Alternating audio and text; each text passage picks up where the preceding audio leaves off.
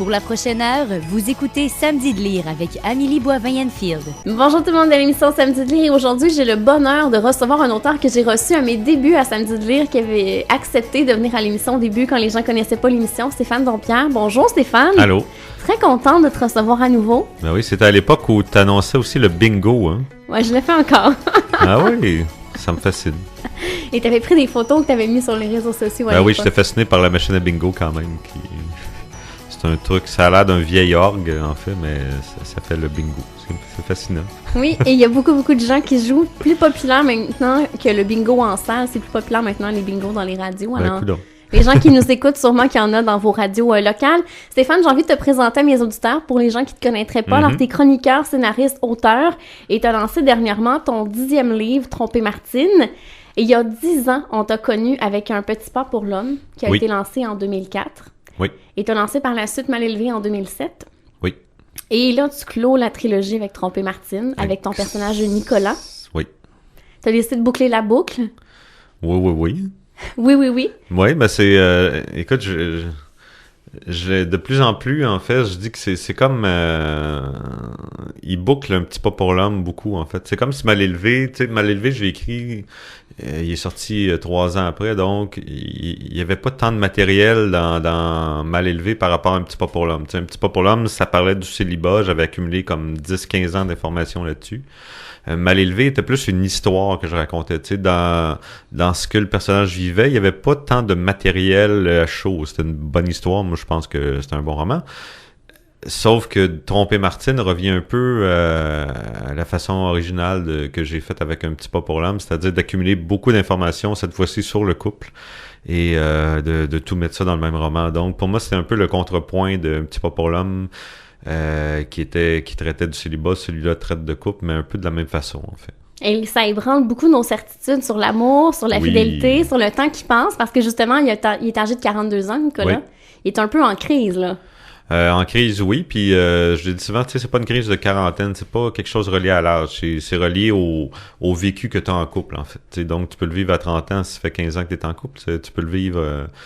c'est quelqu'un dans une relation à long terme, avec une famille, tu sais, qui a mis un petit peu toutes sortes de choses de côté pour le boulot, pour la famille, tout ça, puis que là, il se retrouve à un moment donné où il manque de souffle, puis il essaie de se redéfinir un petit peu, en fait.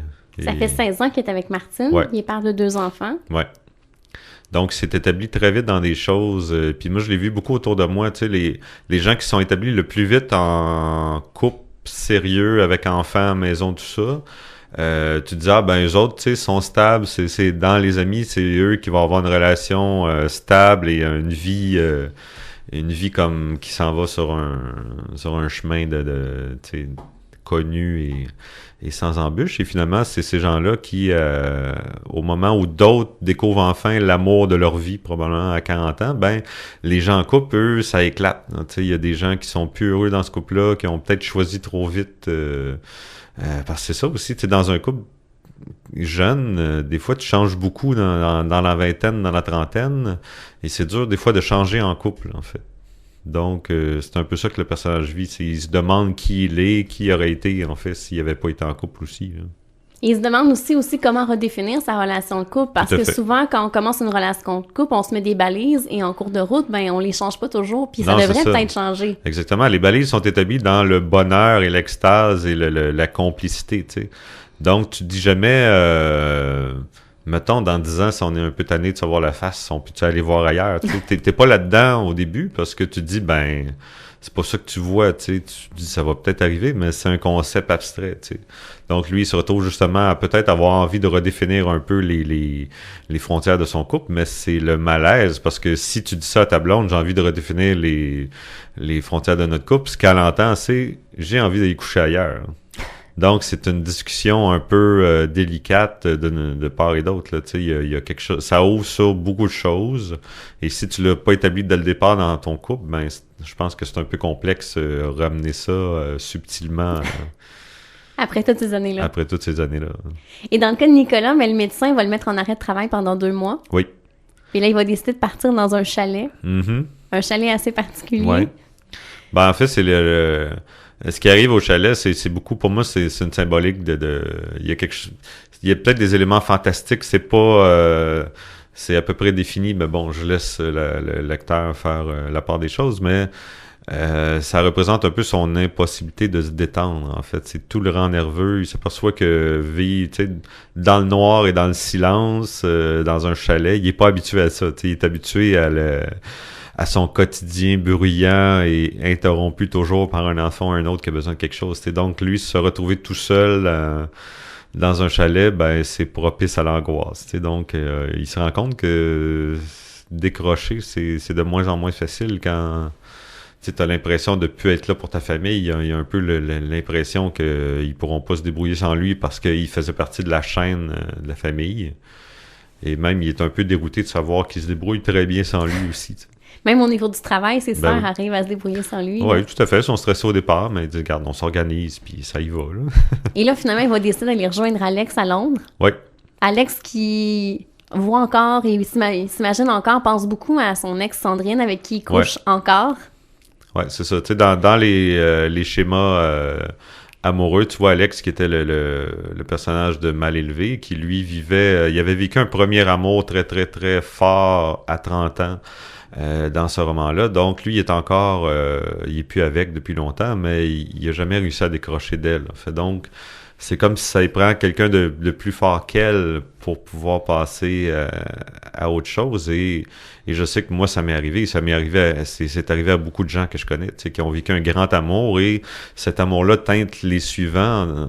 Puis souvent, tu vas quitter quelqu'un juste parce qu'on dirait qui est pas à la hauteur de cet amour-là. Tu sais, c'est comme s'il y a beaucoup de gens qui payent pour cette belle relation-là que tu as eue à un moment donné, tu sais. Que tu compares toujours ta nouvelle relation à celle-là, tu sais. Donc, ça prend beaucoup de recul avant de passer à ça. Puis lui, ben, je pense que c'est ça. Ça y a pris, autant cet amour-là a été fulgurant, autant ça y prend beaucoup de temps pour passer à autre chose. Puis il faut dire que longtemps, ils ont eu un lien d'amant aussi, ce qui continue à le garder là-dedans. Il y a peut-être espoir qu'un jour, elle revienne vers lui. Donc, il a perdu beaucoup de temps, de bon temps amoureux potentiel à rester accroché à une vieille histoire d'amour, en fait. Et on a Daniel qui vient de découvrir que sa blonde le trompe. Et oui, donc c'est le chaos de tout bord, tout côté. Lui, ben c'est le choc parce que lui s'imaginait pas que sa blonde le tromperait. Et ça, c'est une autre chose. Tu sais, en parlant avec des amis, c'est comme... La plupart des gens qui sont aperçus, qui se sont fait tromper, c'était tout le temps insoupçonnable. Tu sais. On dirait que ceux que tu dis, ils ont une face à tromper, c'est pas nécessairement ceux-là qui le font. Tu sais. Donc, il y a des gens qui cachent très, très bien leur jeu. Et donc, c'est ça, lui, il se retrouve, lui, il a un enfant. Donc, il se retrouve... en fait, lui, la chose qu'il fait, c'est qu'il rompt très, très vite avec elle en disant, ben non, je peux plus vivre ça. Puis, à un moment donné, il se dit, ben, j'ai-tu fait ça trop vite, tu sais. Donc, est-ce que la rupture, au moment où on était dans notre couple, est-ce que c'était suffisant pour tout démolir ce qu'on a bâti, tu sais? Donc, c'est des questionnements, vraiment. J'ai été chercher beaucoup de matière dans tous les aspects de la vie de couple dans ce roman-là. T'as analysé ton entourage pas mal. Ben oui, c'est clair. Tu sais, quand je commence sur un sujet dans un roman, c'est clair que les questions dans des soupers d'amis, je vais toujours aller chercher les sujets qui me préoccupent pour le roman en cours. Donc, pour moi, c'est du matériel. Tu sais, je trouve que pour toucher les gens quand t'écris, ben, quand les gens sentent que ça pourrait leur arriver ou c'est arrivé dans leur vie aussi, tu sais, il y a une résonance très rapide là-dedans, tu sais, puis t'as beau écrire des fois des trucs qui semblent invraisemblables sur papier, ben t'as tout le temps quelqu'un qui vient te voir dans le salon de livre et qui dit comme j'ai vécu ça exactement comme ça, tu sais. C'est important pour toi, justement, de traiter justement de cette période-là de la quarantaine? Ben dans ces œuvres-là, je te dirais, parce que je fais beaucoup de choses. Autant j'ai écrit un roman de piraterie, j'ai fait un roman fantastique, mais je trouve que dans le cas d'un petit pas pour l'homme et de Tromper Martine, comme je te dis, pour moi, sont intimement liés. Je me dis, c'était pas mon intention dans le premier, parce que mon premier, je pensais même pas être publié, mais dans celui-là, c'est vraiment d'aller chercher une résonance chez les gens. Tu sais, je pense que tous les lecteurs qui ont adoré Un petit pas pour l'homme vont adorer Tromper Martine un peu pour les mêmes raisons, même s'il est moins dans la surenchère de drôlerie burlesque du premier. Il y a un humour, je te dirais peut-être plus mature. Je sais pas qu'est-ce qu'un humour mature peut vouloir dire, mais c'est moins cabotin qu'un petit Pop-Pour-L'Homme quand même. T'sais. Donc, je voulais pas... je trouvais que si moi je trouve des défauts un petit Pop-Pour-L'Homme, c'est que je trouve que des fois je cachais un peu mon propos derrière d'un certain cabotinage, peut-être pour me protéger, tu sais, pour pas jouer à l'écrivain. J'avais un peu peur de ce que ça pouvait représenter, de qu'est-ce que je venais apporter à ce milieu-là, moi, avec mes histoires drôles, tu sais. Donc, je me protégeais un peu sous le couvert de l'humour, mais maintenant, tu sais, l'humour vient naturellement dans le roman beaucoup plus que... il est plus posé, en fait. Mais tu parles justement d'un petit pas pour l'homme que tu pensais même pas que ça allait être publié. Mm-hmm. Est-ce que tu rêvais depuis toujours d'être un auteur, d'être publié? Non, non. Moi, je rêvais d'être musicien, puis j'avais eu 10 000 projets qui marchaient pas. J'étais auteur, compositeur, j'avais des groupes, puis j'avais plus de plaisir à le faire parce que je voulais en vivre et j'en vivais pas, tu sais. Donc, j'ai comme débuté un roman un peu en coulisses, en fait, en cachette, en me disant, j'ai envie de retrouver une forme d'art où je mets pas d'ambition dedans, en fait, que je dis pas je veux en vivre ou tout ça, tu sais. Donc, que je me fais plaisir comme ce que j'avais en musique, que j'avais un peu perdu à ce moment-là, tu sais. Donc, je faisais ça un peu en cachette et je me suis aperçu qu'il y avait peut-être matière, en tout cas, il y avait un livre, il y avait un manuscrit là-dedans. Je l'ai envoyé quelque part puis en me disant, bon, ils vont au moins me dire à quel point c'est pourri. Puis finalement, ben, ils m'ont signé un contrat. Donc, Ça a été un succès fulgurant quand c'est sorti. Oui, tout à fait. Écoute, c'était... je me souviens du premier salon du livre de Montréal où les gens parlaient un peu dans mon dos quand j'allais me présenter. On parlait justement de toi, tu sais. On se demandait, t'es qui, d'où tu sors, pourquoi t'es dans le palmarès, tu sais. Puis évidemment, heureusement, j'avais travaillé dans le milieu du disque, donc je savais, j'étais conscient de ma chance, en fait. Et donc, je voyais que c'était pas un succès normal que je vivais, tu sais. Écoute, j'ai vendu plus de livres que des auteurs vont vendre en 4, 5, 6 romans en carrière, tu sais. Donc, j'étais très conscient de ma chance et je serai toujours reconnaissant de ça parce que ça a vraiment changé ma vie dans la mesure où maintenant je suis travailleur autonome. Ça fait 11 ans que je travaille dans le milieu des lettres et tout ce qui l'entoure. Donc, si tu me permets, Stéphane, on s'arrête et au retour, je veux qu'on continue de parler de Tromper Martine. Bien sûr. Hein?